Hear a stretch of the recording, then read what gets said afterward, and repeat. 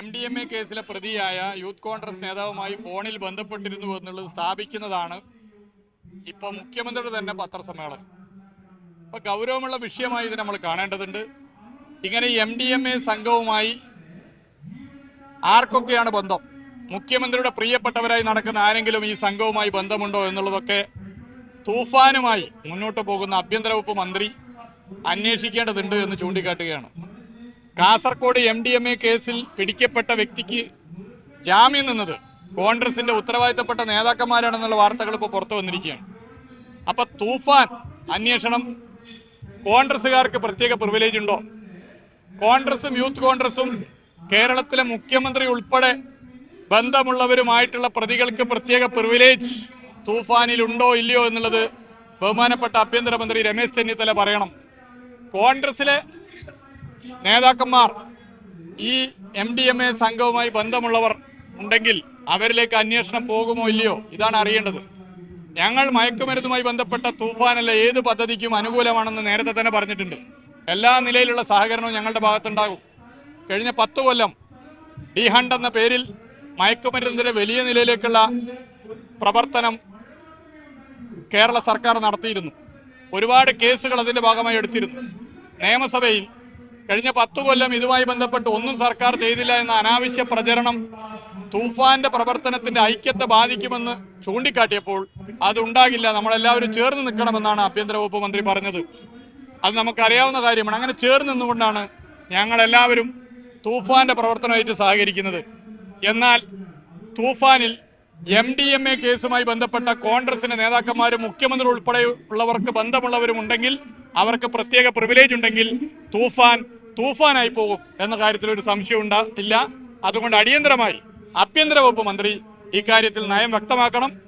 ഈ കാസർകോട്ട് കോൺഗ്രസ് നേതാക്കന്മാർ ഒപ്പിട്ട് കൊടുത്ത് ജാമ്യത്തിലിറക്കിയതിനെ കുറിച്ചും അവർക്ക് ഈ MDMA കേസ് പ്രതിയുമായിട്ടുള്ള ബന്ധത്തെക്കുറിച്ചും മുഖ്യമന്ത്രി ഇപ്പോൾ MDMA കേസിലെ ബന്ധപ്പെട്ടുകൊണ്ട് നടത്തിയ വെളിപ്പെടുത്തലുകളും ഉൾപ്പെടെ പരിശോധനയ്ക്ക് വിധേയമാക്കണം എന്ന് അഭ്യർത്ഥിക്കുകയാണ്. അല്ല, അങ്ങനെയൊന്നും ഞാൻ പറയുന്നില്ല. എന്തിനാ ഈ കളവ് പറയേണ്ട ആവശ്യം? അപ്പോ ഈ MDMA കേസിലെ പ്രതി മുഖ്യമന്ത്രിക്ക് ഇതുമായി ബന്ധപ്പെട്ട് അറിയാവുന്ന എന്തൊക്കെയോ കാര്യങ്ങളുണ്ട്, അത് മറച്ചു വെക്കുന്നു എന്നുള്ളതാണ്. അത് പരിശോധിക്കണം. ആർക്കൊക്കെയാണ് ബന്ധം എന്നുള്ളത് പരിശോധിക്കണം. കാസർകോട്ട് കോൺഗ്രസിന്റെ നേതാക്കന്മാർ തന്നെ ജാമ്യം നിന്നു എന്നുള്ള ഉൾപ്പെടെ ഇതിനോട് കൂട്ടി വായിക്കണം. അത്രേ ഞാൻ പറഞ്ഞിട്ടു. അങ്ങനെ എന്നാ തിരിഞ്ഞു നോക്കേണ്ടി.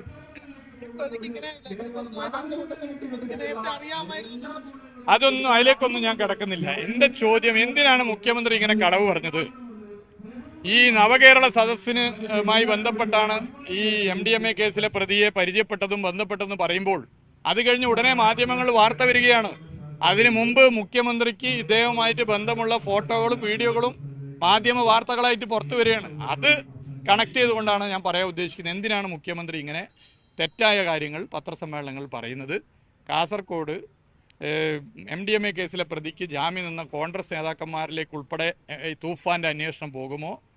ഈ യൂത്ത് കോൺഗ്രസ് നേതാവ് MDMA കേസിലെ പ്രതി ആരൊക്കെയായിട്ട് ബന്ധമുണ്ട് എന്നുള്ള അന്വേഷണം തൂഫാൻ്റെ ഭാഗമായി നടക്കുമോ? തൂഫാൻ അന്വേഷണം കോൺഗ്രസുമായി ബന്ധമുള്ളവർക്ക് പ്രത്യേക പ്രിവിലേജ് കൊടുക്കുന്ന രീതിയാണെങ്കിൽ തൂഫാനായി പോകും എന്ന കാര്യത്തിൽ സംശയം. അല്ല, ഒക്കെ നമുക്ക് ഒന്ന് പരിശോധനയ്ക്ക് വിധേയമാക്കട്ടെ, എല്ലാം പരിശോധിക്കട്ടെ. ഓക്കെ. മെറ്റയുടെ കാർഡുമായി ബന്ധപ്പെട്ടിട്ടേ പല കാർഡുകളും ഡിലീറ്റ് ചെയ്തിരുന്നു. അപ്പോൾ മുഖ്യമന്ത്രി എന്ന് പറഞ്ഞത് അദ്ദേഹവുമായി ബന്ധപ്പെട്ട അദ്ദേഹത്തെ കുറിച്ച് പൊക്കി പറയുന്ന കാര്യങ്ങളൊക്കെ ഡിലീറ്റ് ആയിട്ടുണ്ടെന്ന് പറയുന്നത്. അല്ല, മെറ്റ വെറുതെ ഡിലീറ്റ് ആക്കില്ലല്ലോ. കേരളത്തിലെ സർക്കാരിനെ നയിക്കുന്നവരുടെ താല്പര്യത്തിൻ്റെ ഭാഗമായി ഏതെങ്കിലും ഉത്തരവാദിത്തപ്പെട്ട ഉദ്യോഗസ്ഥർ ഉൾപ്പെടെ ഇടപെടാതെ മെറ്റ പോലുള്ളൊരു സംവിധാനം ഇങ്ങനെ ചെയ്യില്ല എന്നുള്ളത് എല്ലാവർക്കും അറിയുന്ന കാര്യമാണ്. അതൊക്കെ ഭാവിയിൽ നമ്മൾ മനസ്സിലാക്കാൻ വേണ്ടി പോകുന്ന പല കാര്യങ്ങളും അതിലൊക്കെ ഉണ്ട്. വിഷയത്തില് ഗൗരവമായ ചില ആരോപണങ്ങളാണ് ഇപ്പോൾ കായിക വകുപ്പ് സെക്രട്ടറിയുടെ ഇതിലുള്ളത്. മുഖ്യമന്ത്രി പറയുന്നത് ഗൗരവമായി അന്വേഷിക്കുമെന്നാണ്. അല്ല, അത് കേരളത്തിന്റെ പ്രതിപക്ഷ നേതാവ് ഉൾപ്പെടെ പറഞ്ഞല്ലോ, ഏത് അന്വേഷണം നടക്കട്ടെ എന്ന് പറഞ്ഞു കഴിഞ്ഞല്ലോ. ഞങ്ങളെ സംബന്ധിച്ചിടത്തോളം അതിൽ വ്യക്തമായ കാര്യങ്ങൾ പ്രതിപക്ഷ നേതാവ് വ്യക്തമാക്കി, അന്നത്തെ സ്പോർട്സ് വകുപ്പ് മന്ത്രി വ്യക്തമാക്കി, CPIM-ന്റെ സംസ്ഥാന സെക്രട്ടറി സഖാവ് FB ഗോവിന്ദമാഷ് വ്യക്തമാക്കിയിട്ടുണ്ട്. അന്നത്തെ ഒരു മന്ത്രി മെസ്സിയുടെ ഒരു ആരാധകൻ എന്ന നിലയിൽ സർക്കാർ വലിയൊരു ആഗ്രഹത്തോടെ കൊണ്ടുവന്നൊരു പരിപാടി നടന്നില്ല. അതിലിങ്ങനെ ഒരു ആരോപണം വരുന്നു. അല്ല, അത് പരിശോധിക്കട്ടെ, എല്ലാ നിലയിലും പരിശോധന നടക്കട്ടെ. ഈ മെറ്റയുടെ കാര്യം പറഞ്ഞപ്പോൾ ഇതിൽ കോമൺ ആയിട്ട് വരുന്ന ഒരു ഫാക്ടറുണ്ട്. BJP സർക്കാരിന്, കേന്ദ്ര സർക്കാരിനെതിരെ വിമർശനം നടത്തുമ്പോൾ ഈ സംസ്ഥാന സർക്കാരിനെതിരെ വിമർശനം നടത്തുന്ന വാർത്തകളാണ് പ്രധാനമായും നീക്കം ചെയ്തിട്ടുള്ളത്. അത് കൈരളിയുടെ മാത്രമല്ല, എല്ലാ മാധ്യമങ്ങളുടെയും ഉണ്ട്. ന്യൂസ് മലയാളമുണ്ട്, റിപ്പോർട്ടർ ചാനലുണ്ട്, മറ്റുള്ള ഒരു ചാനലുകളുണ്ട്.